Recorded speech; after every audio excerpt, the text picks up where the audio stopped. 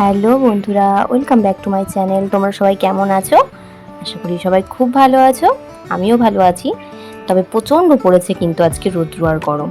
তো সকাল সকালই রান্না বসিয়ে দিয়েছি, তাই গরমের মধ্যে না একটু বেলা হয়ে গেলে আর রান্না করতে ভালো লাগে না। সকাল সকাল তাও ওয়েদারটা একটু ঠান্ডা ঠান্ডা থাকে, তো রান্নাটা ভাবছি সকাল সকালই করে নিই। আর এই যে দেখো, জানি না এগুলো পাবদা মাছের মতো দেখতে, কী যে এই মাছগুলোর নাম। তোমরা যদি কেউ জেনে থাকো তাহলে অবশ্যই কমেন্টে জানিও এই মাছটার নাম কি। তো ওদিকে কাঁকরোল আর আলু ভেজে নিয়েছি, এখন এই মাছটাকে করব। আর এই গরমের মধ্যে না কিছু খেতে ভালো লাগছে না। মা আজকে প্রত্যেক রবিবারেই তো আমাদের মাংস হয়, কিন্তু আজকে বলছি এই গরমের মধ্যে মাংস খেতে একদম ভালো লাগছে না। তো বলছিল ছোটো মাছ আনবে, কিন্তু ছোটো মাছ না এই গরমের মধ্যে কাটতেও একদম ভালো লাগছে না। তো এই মাছগুলো কেটেই এনেছে বাজার থেকে, শুধু ধুয়ে নিলাম, হয়ে গেল। আর এই যে দেখো, একবারটা তো ভেজে নিলাম, তবে একবারে তো হলো না ভাজা, আর একবারে ভাজতে হবে। আর এই গরমের মধ্যে না মনে হয় যে একটু টক টক, এই ঠান্ডা এই সব জিনিস খাই, মনে হচ্ছে একটু পান্তা ভাত খাই, এরকম মনে হচ্ছে।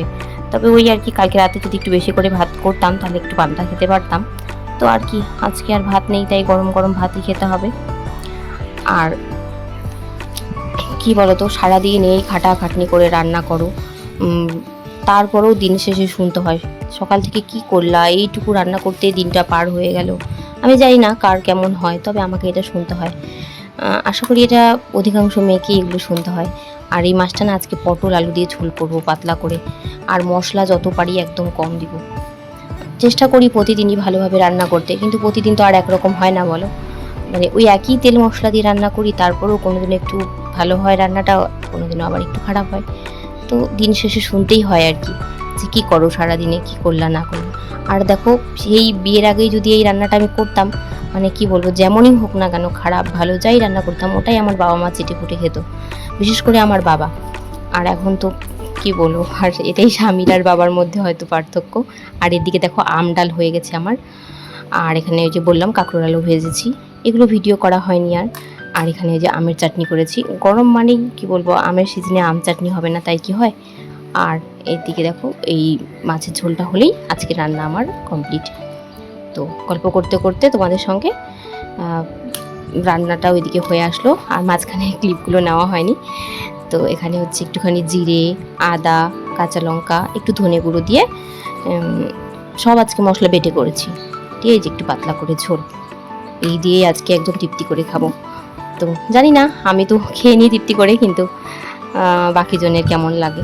আর আমার ছেলেরাও আমার রান্না, অবশ্যই মায়ের হাতের রান্না খেতে সবার ভালো লাগে, আমার বাচ্চারাও আমার হাতের রান্না পছন্দ করে। আর এই যে দেখো, আর চলে আসলো একটা পার্সেলটা এটা অনেক 3-4 দিন হলো অর্ডার করেছিলাম। আর ক্রিম এইসব কিছু অর্ডার করলে না খুব তাড়াতাড়ি চলে আসে, আমি দেখেছি।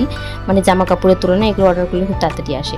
ওই লোটাসের একটা ক্রিম, এটা আমি ইউজ করি, কিন্তু এটা না কয়েকদিন থেকে পাচ্ছি না। এখানে লোকালের দোকানে গেছিলাম, তো ছোটোটা আছে দেখছি, বড়োটা নেই। তো তারপরে ভাবলাম যে না, নিব যখন, ইউজ যখন করতেই হয়, তাহলে ছোটোটা আর কেন নিব। তো একবারে বড়োটাই অর্ডার করি। তো ওই জন্য অর্ডারই করলাম। তাছাড়া আমি এগুলো দোকান থেকেই সম্ভবত কিনে নিই, সচরাচর অর্ডার করি না ক্রিম সহজে আমি। তো পেলাম না, তাই এটা তো লাগবেই আমার, তাই অর্ডার করে দিলাম। আর এই ক্রিমটা না কি বলবো, মানে এত প্রায় 4-5 বছর ধরে ইউজ করছি, এত ভালো কি বলবো, খুব খুব আমার তো খুব শ্যুট করেছে। তো এই ছিল আজকের ভিডিও, কেমন লাগলো অবশ্যই জানিও। তো চলো, এই গরমের মধ্যে সবাই সাবধানে থেকো, সুস্থ থেকো। টাটা, বাই বাই, আবার দেখা হবে নতুন কোনো একটা ভিডিওতে। টাটা।